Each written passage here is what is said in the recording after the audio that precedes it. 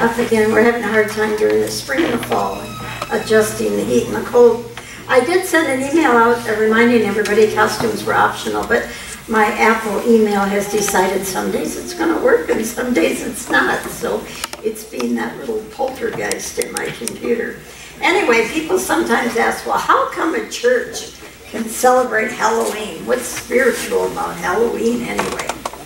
Well, for someone who loves to celebrate Halloween, it's the perfect opportunity, to release your fears, to face them, process them, and release them. Because the only way we can rise up into the presence of love is to cast out all fear. So this week we all jump, scream, and laugh at all the illusionary fears and come to know that our own individual fears are nothing but illusion as well. We approach it from a place of power. The only place you can approach the world with power is in a place of peace. Fear gets us into reactions. But a place of peace is the place of power. So, knowing your union with God, what is there to squirm about? Get out those old DVD classics, Bela Lugosi and Dracula, Boris Karloff and Frankenstein. First time I saw that, I must have been 8 years old. I couldn't sleep for a week. And who can forget Vincent Price and all the ones he was in? We have to laugh at our fears.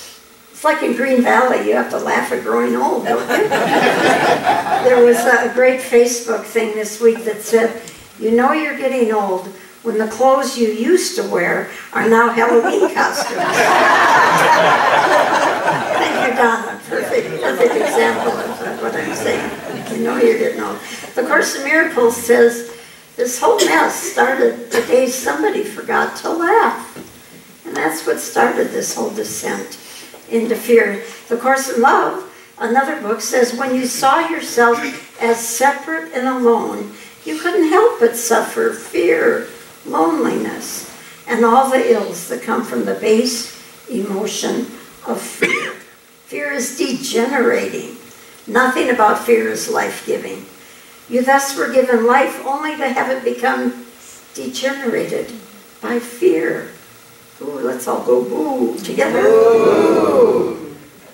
See, the whole thing started when somebody said boo and somebody forgot to laugh. Let's all say boo and laugh. Boo. Why do mummies have no friends? They're too wrapped up in themselves.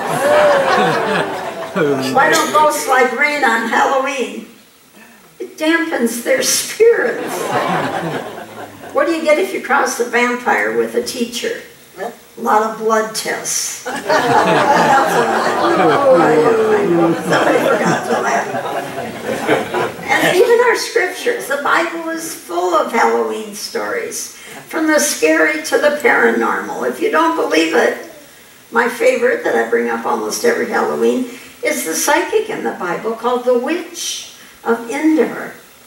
She was called a witch because she could prophesy the future. And I always have to remind people in the Bible, when men prophesy the future, they're called prophets. And when women do it, they're called witches. You gotta laugh at that, right? You gotta laugh at that. The Bible has UFOs. Prophets were taken up into chariots of fire. Woo! The Bible has magicians turning staffs into snakes and snakes into staffs. And the Bible has a talking donkey. A talking donkey. I kid you not, if you don't believe me, look up Numbers 22:28. A talking donkey. The Bible is filled with rivers turning red with blood. Beings from another world. Jesus reading people's minds. Jesus raising the dead. Lazarus was the first zombie. Come on, people. And then we have that whole race of people, the Philistines, who lived in the land of giants. Talk about sci-fi giants. What does that all mean? Well, you can look at it literally. There is archaeological proof that there are giant skeletons found both in America and all over the world. And apparently a lot of people, even the Smithsonian, has destroyed many of them because of the fundamental traditional belief that the world was created in 7 days. And how could this be? A whole nother conspiracy theory for a whole nother message someday. I love to laugh at conspiracy theories. Metaphysically, of course, that's where we go with this. What do giants mean in me? Well, it's my giant fears. Anybody here make a mountain out of a molehill lately? Oh, no. Never, right? I do it all the time. Those thoughts of fear intimidate and paralyze me. I always think that's why God made me short, so as a minister I wouldn't intimidate anybody. My next lifetime I'm going to be really tall, giant. We have to face our fears, resolve them, and release them. You know, the book that we're studying here on Tuesday, and Mary Claire is doing a great job of leading, by Adi Ashanti, there's a section in this next section, I'm not sure if you're reading where I am, but it's called Focusing on the Absolute as a way to avoid our humanness. You know, there's a lot of people, especially old unity and old religious science, that taught, you know, you had to pretend like that didn't exist and just affirm the absolute. But what happens if we misuse that? We avoid dealing with our issues. And Adi Ashanti said it's the misuse of truth. Avoid dealing with feelings or issues. He says stop avoiding things. If there's anything that is unresolved in you, turn toward it. Face it. Look at it. Stop avoiding it. Stop using a moment of awakening as a means to not deal with something that may be less than awake in you. Altogether now. Oops.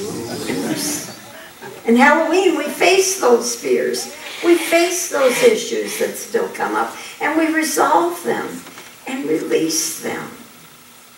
You know the story of the giant Goliath? He was that human ego that used the power of intimidation. He wasn't the first person to use the power of intimidation to win by intimidation.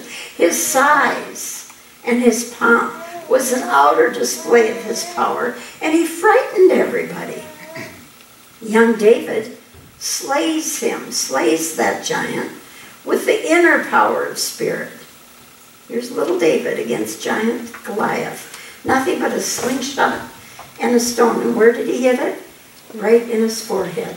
Metaphysically, such a beautiful story of the giant proportion of our fears. And with that stone of truth, we go right for the mind. Knock it out with truth. What a beautiful metaphysical interpretation of that story. Goliath is nothing but our giant thoughts of fear that dominate, intimidate, and paralyze us. There was a copy I found of a Weekly News World, and this was way back in January 1st, 2000. Remember the Y2K scare? Remember that was? And listen to the headlines. The day the earth will stand still. Remember that? All banks will fail. Food supplies will be depleted. Electricity will be off. The stock market will crash. Vehicles using computer chips will stop dead. Telephones will cease to function. A domino effect will cause a worldwide depression. Ooh. Oh, the fears that came out. I remember where I was as a minister at that time. I was literally having to talk to people every day. Like, oh, that fear. Know who you are. Know the presence of God is in you. Deal with the fear and release it. And the same scary scenarios seem to be happening today. If I watch the news, I can get pulled into the fear. What is happening?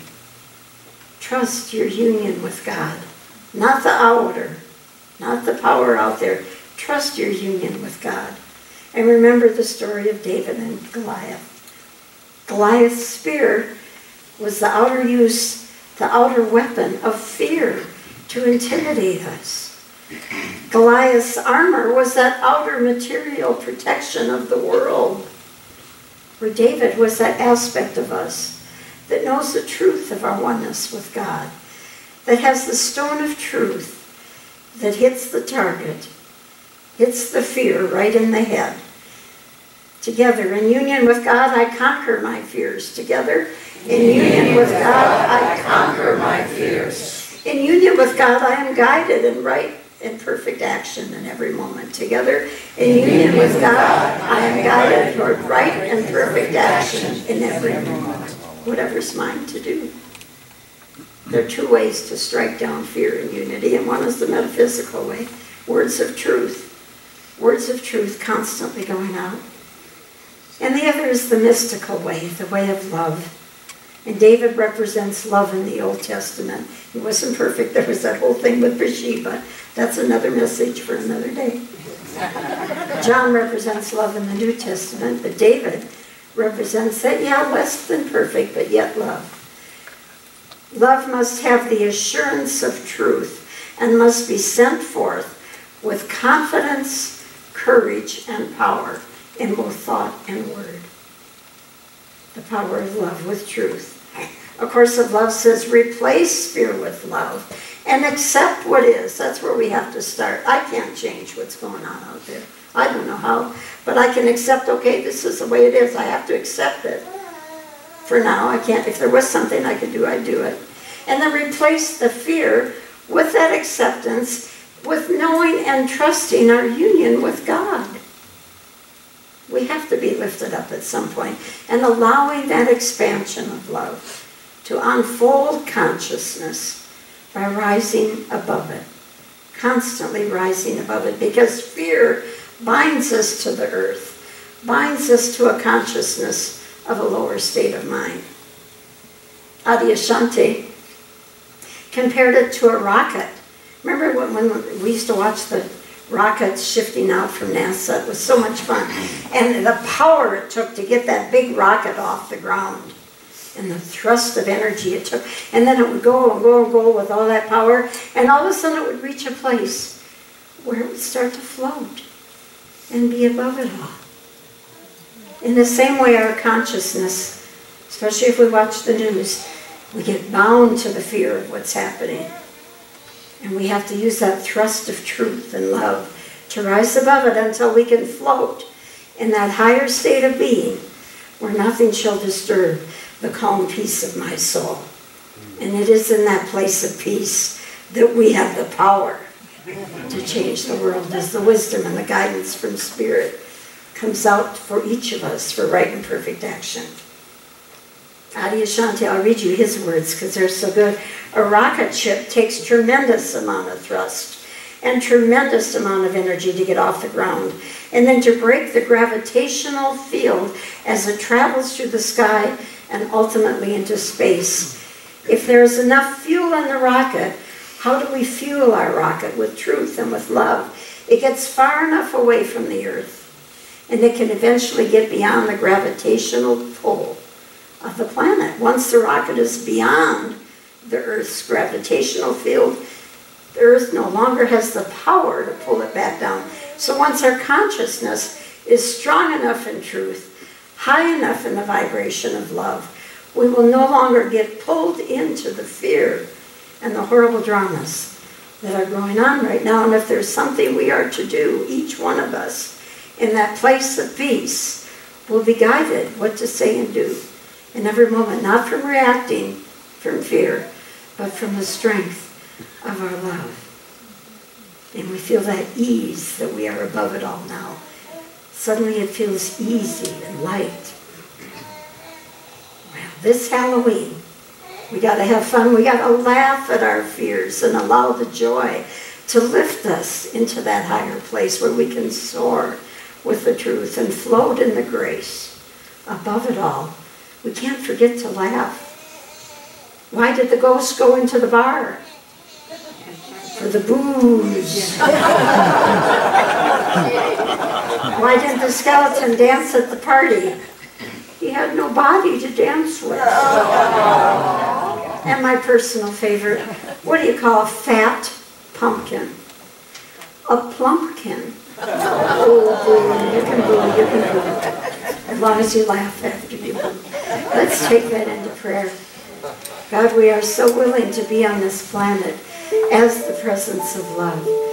And we allow the love that we are to flow through us and out into the world. We refuse all thoughts of fear. They only take us deeper into the drama and the fear and the heaviness. We allow the truth and the light and the love to lift us above it all, where we float into that higher state of grace. And we are able to see and hear with perfect clarity any action that is ours to do. We are the love of God in expression. We are the power to change the world with light and love and truth. And we say thank you, Father, Mother God, in the nature of the Christ. And so it is. So it truly is. Amen. Amen. Please join us in singing just a